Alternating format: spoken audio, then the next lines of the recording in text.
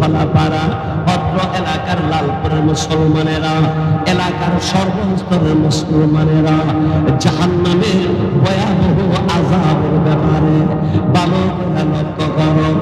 আল্লাহ রাব্বুল আলামিন তিনি কোরআনুল কারীমের মধ্যে বলেন, নারুল্লাহিল মুকাদ্দাহ, আয় হায় হায়, নারুল্লাহিল মুকাদ্দাহ, ওই দুনিয়ার গ্যাসের আগুন না, দুনিয়ার লাকড়ি খের কুটা বনের আগুন না। আল্লাহ বলেন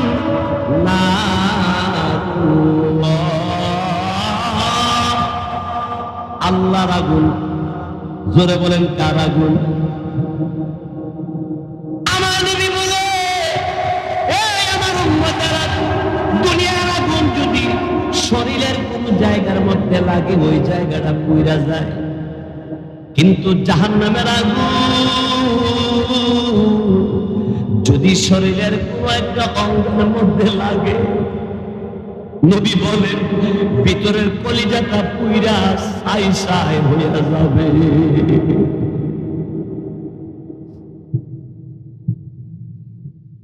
আল্লাহ এরপরে বলেন, আল্লাতী তাত্তালিউ আলাল আফইদা,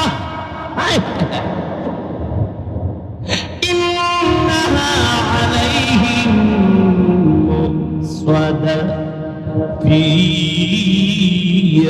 আমাদিন মুমাদ্দাদা। আমার মুসলমান ভাইয়েরা, পর্দানিশীল মা বোনেরা, আল্লাহকে ভয় করো।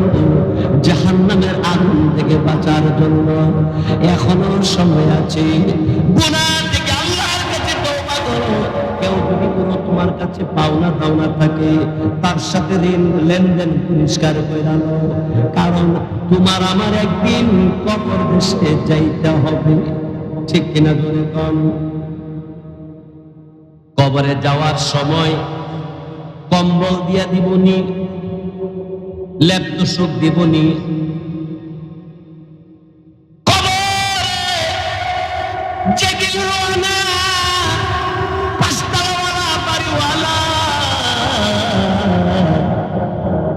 মরণ তোমারে এমন জায়গাতে পৌঁছাবে, পাঁচতলা থেকে নামাইতে নামাইতে তোমার নিচতলা নামাবে। মরণ এমন জিনিস, খেয়াল করো। আল্লাহ নবী রাহমাতুল লিল আলামিন হাদিস শরীফের মধ্যে বলেন, আকসিরু যিকরা হাযিল মাউত। ও মুসলমান, মওতের কথা বেশি করে স্মরণ করো। ওই মরণ, যেই মরণ পৃথিবীর সমস্ত মজা থেকে তোমারে আলাদা করে দিবে। সরকার ছিলা, তোমার সরকারি থেকে তোমারে আলাদা করে দিব। মরণ এমন জিনিস, তুমি বড় ব্যবসায়ী ছিলা, দোকান থেকে নামাইয়া তোমারে ওই কবরে পৌঁছাইয়া দিব। যেই কবরে নাই বিছানা, যেই কবরের নাই কোনো ঠিকানা।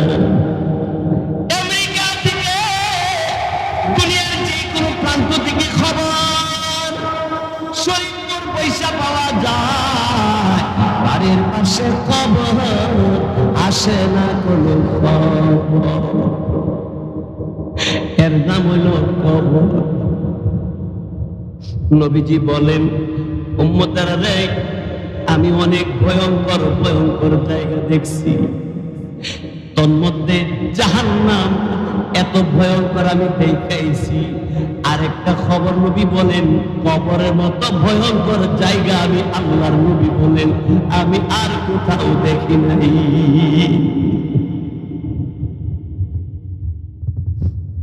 কবরের ভিতরে তোমাকে যেদিন নিয়ে যাবে,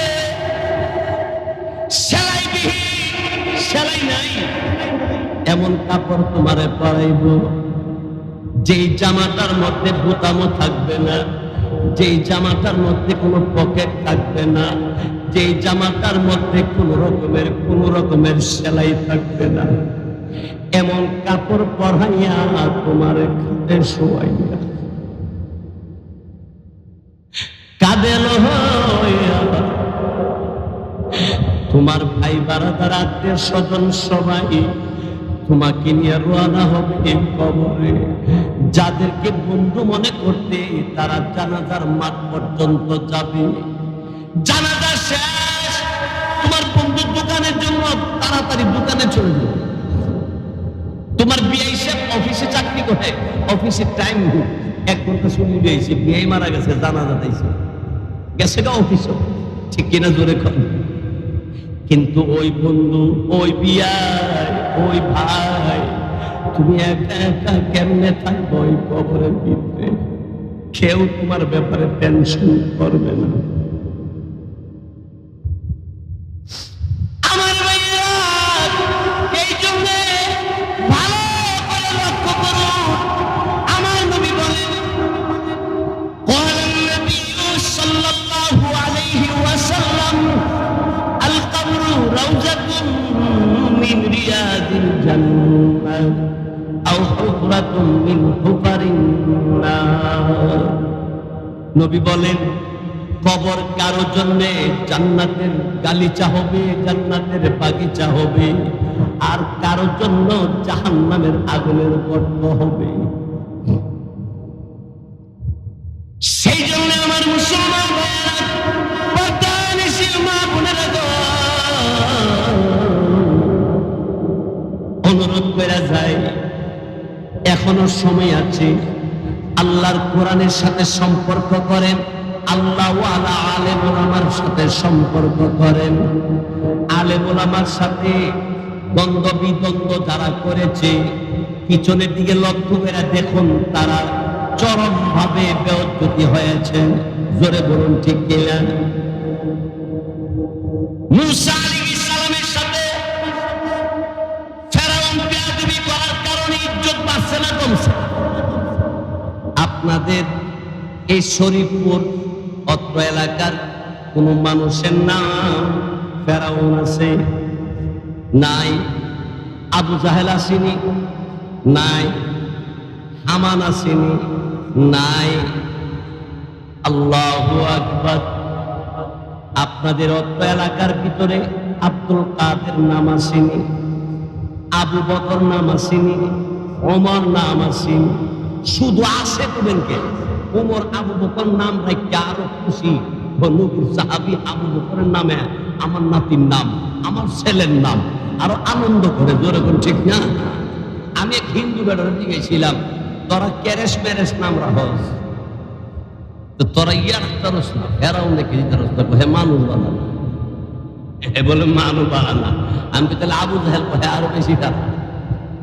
আল্লাহু আকবার বলেন।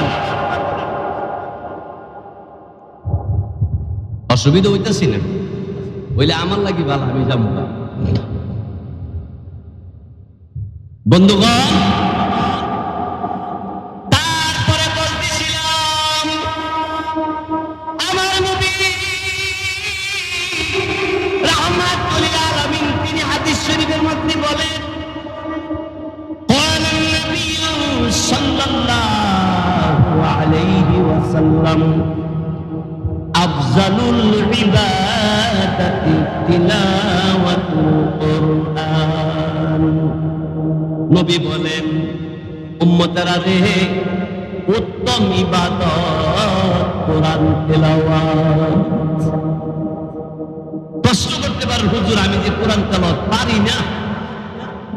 যদি না পারেন, যারা কোরআন তেলাওয়াত পারে, আপনি যদি তাদের পাশে বসে শুনেন, সমান সমান সওয়াব পাবেন।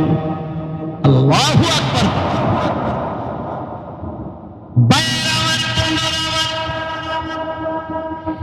এরপরে বলতেছিলাম, সাহাবায়ে কেরাম কোরআন তেলাওয়াত, সূরা ফাতিহা তেলাওয়াত করে পানিতে ফু দিলে ওই পানি পান করার পরে আল্লাহর বান্দারে আল্লাহ সুস্থ করে দিল।